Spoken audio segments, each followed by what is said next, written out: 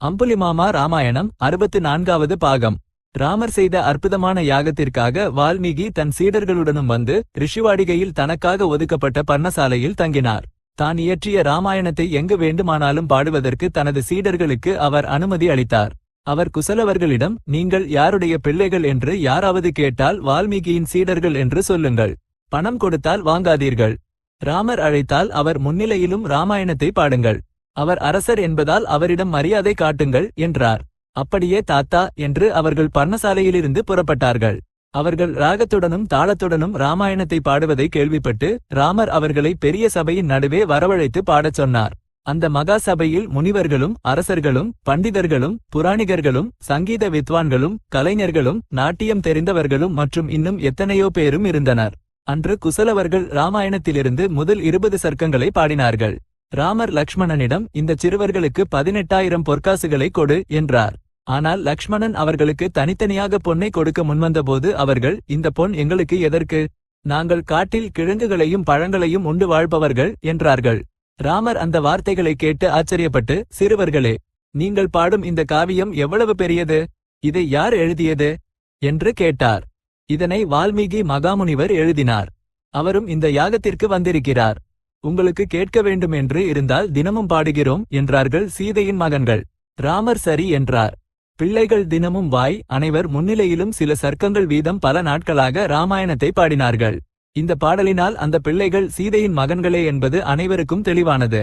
ராமர் தனது தூதர்களை அழைத்து, நீங்கள் வால்மீகி மகாமுனிவரிடம் சென்று சீதை தூய்மையானவள் என்கிற பட்சத்தில் அவள் இங்கிற்கு வந்து அந்த விஷயத்தை நிரூபிக்க அந்த மகாமுனிவரின் அனுமதியை கோருகிறேன் என்று அவரிடம் சொல்லுங்கள் என்று அனுப்பினார். தூதர்கள் வந்து ராமரின் விருப்பத்தை தெரிவித்ததும் வால்மீகி மகாமுனிவர், சீதை ராமரின் விருப்பப்படி வந்து சபதம் செய்வாள் என்று சொன்னார். தூதர்கள் அந்த வார்த்தையை சொன்னதும் ராமர் சபையோர் முன்னிலையில் சீதை தனது தூய்மையை வெளிப்படுத்தப் போகிறாள் என்று அறிவித்தார். அனைவரும் இந்த வார்த்தையை கேட்டு மகிழ்ச்சியடைந்து ராமரை பாராட்டினார்கள். மறுநாள் விடிந்ததும் ராமர் யாகசாலைக்குச் சென்று மகாமுனிவர்கள் அனைவருக்கும் செய்தி அனுப்பினார். அரக்கர்களையும் வானரர்களையும் பல நாடுகளிலிருந்து வந்த 4 வர்ணங்களைச் சேர்ந்தவர்களையும் வரவழைத்தார். அனைவரும் அமர்ந்திருக்கையில் வால்மீகி மகாமுனிவர் சீதையை அழைத்துக் கொண்டு வந்தார். வால்மீகிக்கு பின்னால் நடந்து வரும் சீதையை பார்த்ததும் அனைவரின் இதயமும் உருகிப்போனது. வால்மீகி ராமரிடம், ராமா, இந்த சீதை மகா பத்தினி, தர்மம் தவறாதவள். உலக பழிக்கு அஞ்சி இவளை எனது ஆசிரமத்தின் அருகே விட்டுவிட்டாய். எனவே உனக்கு இவள் மீது நம்பிக்கை ஏற்படும்படியாக சபதம் செய்வாள். இந்த 2 பிள்ளைகளும் சீதையின் மகன்கள். நான் எப்போதும் பொய் சொன்னதில்லை. இவர்கள் உனது மகன்கள். நான் அளவில்லாத தவம் செய்திருக்கிறேன். சீதை உண்மையாகவே கெட்டவள் என்றால் எனது தவம் பலிக்காமல் போகட்டும். உலக பழிக்கு அஞ்சினாயே தவிர இவளிடம் எந்த குற்றமும் இல்லை என்று உனக்கும் தெரியும் என்றார். ராமர் வால்மீகியை வணங்கி, முனீஸ்வரரே, நீங்கள் சொன்னது உண்மைதான். இலங்கையிலேயே அக்னி தேவன் சீதையின் தூய்மைக்கு சாட்சி சொன்னார். அதனால்தான் நான் இவளை என்னுடன் வீட்டிற்கு அழைத்து வந்தேன். இந்த பிள்ளைகள் எனது பிள்ளைகள்தான் என்பதும் எனக்கு தெரியும். இந்த மகா சபையில் சீதை தனது குற்றமற்ற நிலையை நிரூபிப்பார் என்றால் நான் இவளை சந்தோஷமாக ஏற்றுக்கொள்வேன் என்றார். காவி உடை அணிந்திருந்த சீதை கைகளை கூப்பி நிலத்தை பார்த்தபடி, எனது மனதில் ராமரை தவிர மற்ற எவரையும் நினைக்காத பட்சத்தில் பூமித்தாய் எனக்கு வழி விடுவாராக. மனோ வாக்கு காயங்களால் நான் ராமரை தொழுபவள் என்றால் பூமித்தாய் எனக்கு வழி விடுவாராக. ராமர் தவிர எனக்கு வேறொன்றும் தெரியாத பட்சத்தில் பூமித்தாய் எனக்கு வழி விடுவாராக என்றாள். சீதை இப்படிச் சொல்லிக் கொண்டிருக்கையிலேயே பலம் பொருந்திய நாககுமாரர்கள் ஒரு திவ்யமான சிம்மாசனத்தை சுமந்தபடி பூமியிலிருந்து மேலே வந்தார்கள். அந்த சிம்மாசனம் மிகவும் அற்புதமாக இருந்தது. நாககுமாரர்களின் தலையிலுள்ள ரத்தினங்கள் விசித்திரமாக மின்னின. அந்த சிம்மாசனத்தில் இருந்த பூமித்தாய் தனது 2 கைகளையும் நீட்டி சீதையை தூக்கி சிம்மாசனத்தில் உட்கார வைத்தார். உடனே சிம்மாசனம் பாதாளத்திற்கு இறங்கி போனது. இதை பார்த்து அனைவரும் திகைத்து போனார்கள். சிலர் சீதையையே பார்த்து கொண்டிருந்தார்கள். மற்றும் சிலர் ராமரை பார்த்தார்கள். அதன் பிறகு ஒரேயடியாக சலசலப்பு ஏற்பட்டது. வானரர்கள் அழுதார்கள். என்ன ஒரு சாத்வி என்று முனிவர்கள் மெச்சினார்கள். ராமர் ஊன்றுகோல் மேல் பாரத்தை ஏற்றி தலை குனிந்து நெடுநேரம் கண்ணீர் வடித்து, நான் இவ்வளவு கஷ்டத்தை எப்போதும் அனுபவித்ததில்லை. ஓ பூமித்தாயே, எனது சீதையை என்னிடம் கொடுத்துவிடு, அல்லது எனக்கும் வழி கொடு. யாராவது எனது வில் அம்புகளை கொண்டு வாருங்கள், இந்த பூமியை பிளக்கிறேன் என்று ஆவேசப்பட்டார். அனைவரும் சேர்ந்து அவரை தேற்றினார்கள். வால்மீகி குசலவர்களை அழைத்துக் கொண்டு தனது பர்ணசாலைக்குச் சென்றார். அந்த இரவு சீதையை பற்றிய நினைவுகளுடனேயே கழிந்தது. மறுநாள் மீண்டும் சபை நடந்தபோது குசலவர்கள் உத்தர ராமாயணத்தை பாடினார்கள். அதனுடன் யாகம் முடிந்தது. யாகத்திற்கு வந்தவர்களை தகுந்த முறையில் கௌரவித்து ராமர் அயோத்திக்கு திரும்பி வந்தார். அவர் வரும்போது தனது மகன்களை அழைத்து வந்தார். அவர் வேறொரு பெண்ணை திருமணம் செய்து கொள்ளாமல் தங்கச் சீதையை பக்கத்தில் வைத்துக்கொண்டு அநேக அஸ்வமேத வாஜபேய யாகங்களை செய்தார். அவர் தர்மத்தை நிலைநாட்ட முயன்று நீதியாக பரிபாலனம் செய்து மக்களின் அன்பை பெற்றார். அவரது ஆட்சியில் தேசம் சுபிட்சமாக இருந்தது. அகால மரணங்களோ மற்ற துன்பங்களோ இல்லை. காலப்போக்கில் கோசலை, சுமித்திரை, கைகேயி மரணமடைந்தனர். அவர்களுக்கு ராமர் ஈமச்சடங்குகளை செய்து பெரிய அளவில் தான தருமங்களை செய்தார்.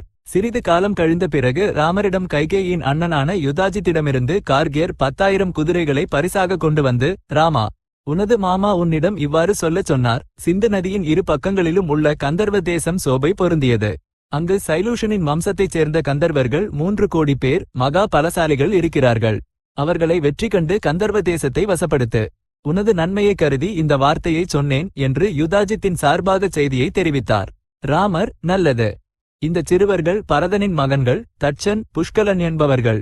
இவர்களுடன் பரதனையும் சேனையையும் அனுப்புகிறேன். பரதன் கந்தர்வர்களை வென்று கந்தர்வ தேசத்தை 2ஆக பிரித்து தனது 2 மகன்களையும் அதற்கு அரசர்களாக்கி திரும்பி வருவான் என்றார். அப்படியே பரதன் பெரிய சேனையுடன் 15 நாட்கள் பயணம் செய்து கேகய தேசத்தை அடைந்து யுதாஜித்தை சந்தித்தார். பிறகு இருவரும் சேர்ந்து கந்தர்வர்கள் மீது போருக்குச் சென்றார்கள். போரில் கந்தர்வர்கள் அழிந்தனர்.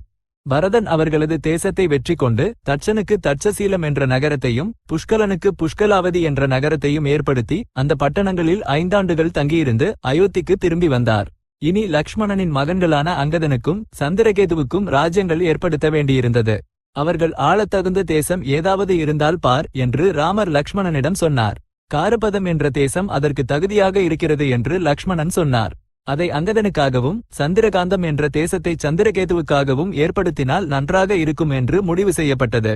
அங்கதனுடன் லக்ஷ்மணனும் சந்திரகேதுவுடன் பரதனும் சென்று அந்தந்த தேசங்களில் அவர்களுக்கு ராஜ்யத்தை ஏற்படுத்திவிட்டு அயோத்திக்கு திரும்பி வந்தார்கள். காலம் ஓடிவிட்டது. ஒருநாள் யமன் முனிவர் வேடத்தில் ராமரின் அரண்மனைக்கு வந்து லக்ஷ்மணனை பார்த்து, லக்ஷ்மணா, நான் ஒரு பெரிய மகரிஷியின் தூதுவனாக ராமரை பணி நிமித்தமாக பார்க்க வந்திருக்கிறேன் என்று ராமரிடம் சொல் என்றார். லக்ஷ்மணன் அந்த வார்த்தையை சொன்னதும் ராமர் முனிவரை உள்ளே அனுப்பச் சொன்னார். யமன் வந்து ராமர் கொடுத்த அருக்கிய பாத்தியங்களை ஏற்றுக்கொண்டு, ராமா, நாம் ஏகாந்தமாக பேச வேண்டும். நாம் பேசிக்கொண்டிருக்கும் போது யாராவது வரும் பட்சத்தில் நீ அவர்களுக்கு மரண தண்டனை விதிக்க வேண்டும். அதற்கு சம்மதம் என்றால் நான் வந்த விஷயத்தை சொல்கிறேன் என்றார். ராமர் லக்ஷ்மணனை அழைத்து, லக்ஷ்மணா, வாயிற்காவலனை அனுப்பிவிட்டு நீயே வாசல் அருகே இரு. நாங்கள் பேசிக்கொண்டிருக்கையில் யார் உள்ளே வந்தாலும் மரண தண்டனை உறுதி என்று சொன்னார். பிறகு யமன் ராமரிடம், ராமா, நான் மாறுவேடம் அணிந்து வந்திருக்கும் யமன். பிரம்மன் அனுப்ப வந்திருக்கிறேன். பிரம்மன் உன்னிடம் இவ்வாறு சொல்லச் சொன்னார். நீ இராவண வதத்திற்காக அவதரித்த விஷ்ணு. நீ பூலோகத்திற்கு வந்த வேலை முடிந்துவிட்டது. உனக்கு எப்போது திரும்பி வரவேண்டும் என்று தோன்றுகிறதோ அப்போது திரும்பி வா என்றார். ராமர் சிரித்து, உனது வருகை எனக்கு மிகுந்த மகிழ்ச்சியை அளித்தது. நானும் எங்கிருந்து வந்தேனோ அங்கேயே செல்வதற்கு தயாராகவே இருக்கிறேன் என்றார். உள்ளே ராமர் யமனுடன் இவ்வாறு பேசிக் கொண்டிருந்த நேரத்தில் துர்வாசர் வந்து, லக்ஷ்மணா, இப்போதே நான் ராமரை பார்க்க வேண்டும் என்றார். சுவாமி, எனது அண்ணன் வேறொரு வேலையில் ஈடுபட்டிருக்கிறார். கொஞ்சம் காத்திருக்க வேண்டும். நீங்கள் என்ன விஷயமாக வந்தீர்கள்? என்னால் உங்களுக்கு என்ன வேண்டும் என்று சொல்லுங்கள் என்றார் லக்ஷ்மணன். துர்வாசர் கோபமடைந்து, உடனே என்னை ராமரிடம் அழைத்துச் செல்லாவிட்டால் உனது வம்சமே அழியும்படி சபிப்பேன் என்றார். தான் ஒருவன் இறந்தாலும் நஷ்டமில்லை, வம்சம் அழிந்துவிடக்கூடாது என்று சிந்தித்து லக்ஷ்மணன் உள்ளே சென்று ராமரை அழைத்தார். ராமர் எழுந்து வந்து துர்வாசரை வணங்கி, சுவாமி, என்ன கட்டளை என்று கேட்டார். எனக்கு உடனே உணவு போடு என்றார் துர்வாசர். ராமர் அவருக்கு உணவு அளித்தார். துர்வாசர் உணவு உண்டு மகிழ்ச்சியடைந்து சென்றுவிட்டார். ராமருக்கு தனது சபதம் நினைவுக்கு வந்து வருத்தம் உண்டானது. லக்ஷ்மணன் அவரை அணுகி, அண்ணா, எனக்காக வருத்தப்படாதீர்கள். என்னை துறந்து உங்களது வார்த்தையை காப்பாற்றிக் கொள்ளுங்கள் என்று சொன்னார். ராமர் தனது மந்திரி புரோகிதர்களை அழைத்து அவர்களுக்கு நடந்தவற்றை சொல்லி அவர்களின் ஆலோசனையை கேட்டார். ராமா, லக்ஷ்மணனை துறந்துவிடு. துறப்பது என்பது வதத்திற்குச் சமம். தர்மம் தவறுதல் கூடாது என்று வசிஷ்டர் சொன்னார். லக்ஷ்மணன் ராமரை வணங்கி தனது வீட்டிற்கு கூட போகாமல் நேராக சரைய நதிக்கரைக்குச் சென்று மூச்சை அடக்கி யோகத்தில் நிலைத்தார். இந்திரன் விமானத்தில் மறைமுகமாக இறங்கி வந்து லக்ஷ்மணனை உடலுடன் சொர்க்கத்திற்கு அழைத்துச் சென்றார். விஷ்ணுவின் 4இல் ஒரு பகுதி திரும்பிச் சென்றுவிட்டது. பிறகு ராமர் சபை கூட்டி, லக்ஷ்மணனைப் போலவே நானும் சென்று விடுவேன். பரதனுக்கு பட்டாபிஷேகம் செய்ய ஏற்பாடுகளை செய்யுங்கள் என்றார். இந்த வார்த்தையை கேட்டு பரதனுக்கு திகைப்பு ஏற்பட்டது. நீ இல்லாத ராஜ்யம் எனக்கு எதற்கு? குசலவர்களுக்கு முடிச்சூட்டு. கோசலைக்கு குசனையும் உத்தர கோசலைக்கு இளவனையும் அரசனாக்க. நாம் சொர்க்கத்திற்கு போகிறோம் என்று சத்துருக்கணனுக்கு செய்தி அனுப்புவோம் என்றார் அவர். பரதன் சொன்னபடியே குசலவர்களின் பட்டாபிஷேகம் நடந்தது.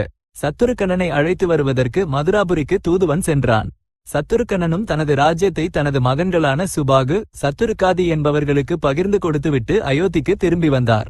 ராமர் சொர்க்கத்திற்கு போகிறார் என்ற செய்தி கேட்டு சுக்ரீவன், விபீஷணன் ஆகியோர் பரிவாரங்களுடன் வந்து சேர்ந்தார்கள். சுக்ரீவன் அங்கதனுக்கு பட்டாபிஷேகம் செய்துவிட்டுத்தான் வந்திருந்தார். பிறகு ராமபிரஸ்தானம் தொடங்கியது. ராமர் மெல்லிய ஆடையை உடுத்திக்கொண்டு கையில் தர்ப்பை புட்களை ஏந்தி மௌனமாக நடக்கத் தொடங்கினார். அவருக்கு பின்னால் அந்தப்புற பெண்களும் பரத சத்துருக்கனர்களும் மந்திரிகளும் ஊழியர்களும் வானரர்களும் புறப்பட்டார்கள். சிறிது தூரம் நடந்து ராமர் சரையு நதியை அடைந்தார். ராமர் அந்த நதியில் பாதங்களை வைத்தார். அவருக்கு பிரமனின் அழைப்பு கேட்டது. ராமர் பரத சத்துருக்கனர்களுக்கு வைஷ்ணவ சரீரங்கள் கிடைத்தன. விஷ்ணு பிரமனை அடைந்தார். அவருடன் அவதரித்தவர்கள் அனைவரும் தத்தமது உலகங்களுக்கு திரும்பிச் சென்றார்கள். அம்புலிமாமா ராமாயணம் சம்பூர்ணம். ஸ்வஸ்தி. ஓம் ஸ்ரீ சீதாராமச்சந்திரார்ப்பணமஸ்து.